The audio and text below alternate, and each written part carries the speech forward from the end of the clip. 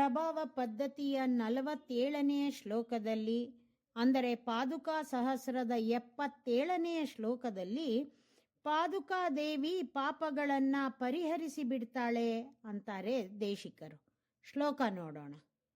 ತವ ಕೇಶವ ಪಾದುಕೆ ಪ್ರಭಾವಃ ಮಮ ದುಷ್ಕರ್ಮ ಚ ನನ್ವನಂತ ಸಾರೆ ನಿಯಮೇನ ತಥಾಪಿ ಪಶ್ಚಿಮಸ್ಯ ಪ್ರಥಮೇನೈವ ಪರಾಭವಂ ಪ್ರತೀಮಃ.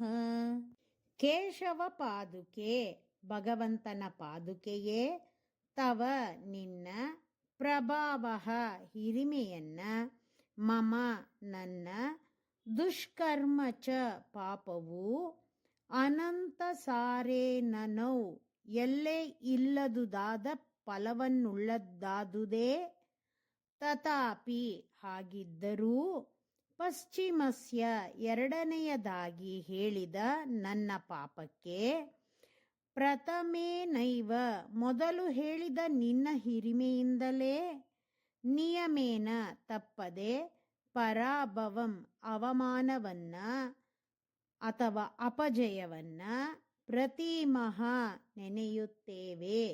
ದೇಶಿಕರು ಪಾದುಕಾದೇವಿಯ ಹಿರಿಮೆ ಎಂಬುದು ಎಲ್ಲೇ ಇಲ್ಲದ್ದು, ಅವಳ ಹಿರಿಮೆ ಇಷ್ಟೇ ಅಂತ ಹೇಳೋದಕ್ಕೆ ಯಾರಿಗೂ ಸಾಧ್ಯವಿಲ್ಲ.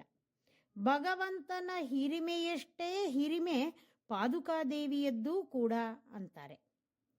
ಹಾಗೆ ನಾನು ಎಲ್ಲೇ ಇಲ್ಲದ ಪಾಪಗಳನ್ನು ಹೊಂದಿದ್ದೇನೆ, ನಿನ್ನ ಹಿರಿಮೆಯ ಹಾಗೆ ನನ್ನ ಪಾಪಗಳನ್ನೂ ಇಷ್ಟೇ ಅಂತ ಹೇಳೋದಕ್ಕೆ ಸಾಧ್ಯವಿಲ್ಲ.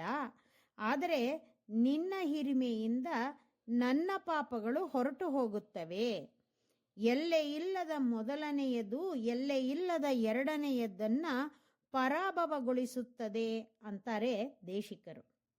ಮಹಾಮಹಿಮರಾದ ದೇಶಿಕರು ತಮ್ಮ ಹೆಸರು ಹೇಳ್ತಾ ನಮ್ಮ ಪಾಪಗಳ ಬಗ್ಗೆ ಹೇಳಿದ್ದಾರೆ ಅನ್ನೋದು ಜ್ಞಾನಿಗಳ ಅಭಿಪ್ರಾಯ. ಪಾದುಕಾದೇವಿಯನ್ನ ಸೇವಿಸಿ ಎಲ್ಲರೂ ತಮ್ಮ ತಮ್ಮ ಪಾಪಗಳನ್ನು ಕಳೆದುಕೊಳ್ಳಬಹುದು. ಎಂತಹ ಮಹಾಪಾಪಿಯಾಗಿದ್ದರೂ ಆಚಾರ್ಯರುಗಳ ಪ್ರಭಾವದಿಂದ ಸಕಲ ಪಾಪಗಳನ್ನು ಕಳೆದುಕೊಳ್ಳಬಹುದು ಎಂಬುದು ಈ ಶ್ಲೋಕದ ಸ್ವಾಪದೇಶಾರ್ಥ. ಶ್ರೀಮತೆ ನಿಗಮಾಂತ ಮಹಾದೇಶಿಕಾಯ ನಮಃ.